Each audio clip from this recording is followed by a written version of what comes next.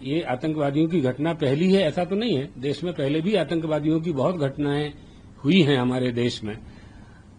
20 साल 25 साल पहले भी हुई हैं, बम्बई में भी हुई है, पुलवामा में भी हुई है, लोकसभा पर हमला हुआ है। ये एक बहुत गलत संदेश दिया है कि तुम हिंदू हो इसलिए तुम मौत के घाट उतारे जाओगे। तो जब पाकिस्तान हमको आपने ले लिया तो हिंदुस्तान को तो हिंदुस्तान रहने दो।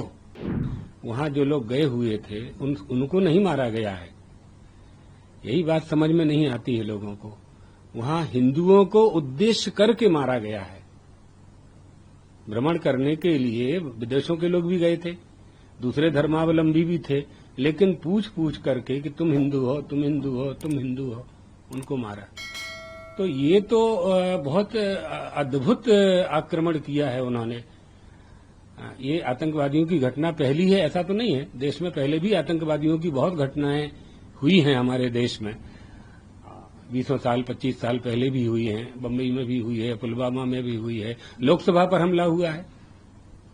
पीएम हाउस में हमारी प्रधानमंत्री इंदिरा जी की हत्या कर दी गई थी, राजीव गांधी जी की हत्या कर दी गई।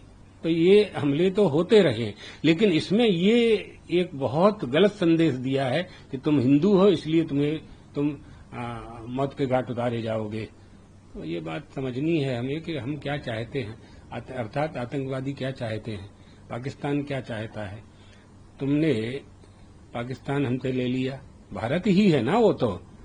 पाकिस्तान उन्होंने लिया या हमने दिया, अब वो तो पुरानी बातें हैं, उन पर नहीं जाते हैं, नहीं बहुत बहस का विषय खड़ा हो जाएगा।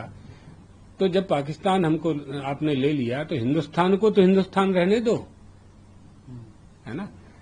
तो लेकिन उनको संतोष नहीं है। हमारी वृद्धि, हमारी अर्थनीति, हमारी राजनीति, हमारी कूटनीति, हमारी धर्म नीति, हमारी वृद्धि, हमारे देश की राष्ट्र की उन्नति देखी नहीं जा रही है। तो भारत को, हिंदुस्तान को कैसे कमजोर किया जा सकता है, कैसे निर्बल किया जा सकता है, कैसे दुर्बल किया जा सकता है, ये प्रयास हमेशा आतंकवादी करते रहते हैं। और पाकिस्तान के द्वारा, बांग्लादेश के द्वारा भी ये प्रयास होते रहते हैं। देशवासियों को, शासन को और भारतीय प्रजा को सावधान रहने की आवश्यकता है और एकता की आवश्यकता है। दलगत राजनीति से ऊपर उठ करके हमें सबको एक होना चाहिए, राष्ट्र के हित में और धर्म के हित में।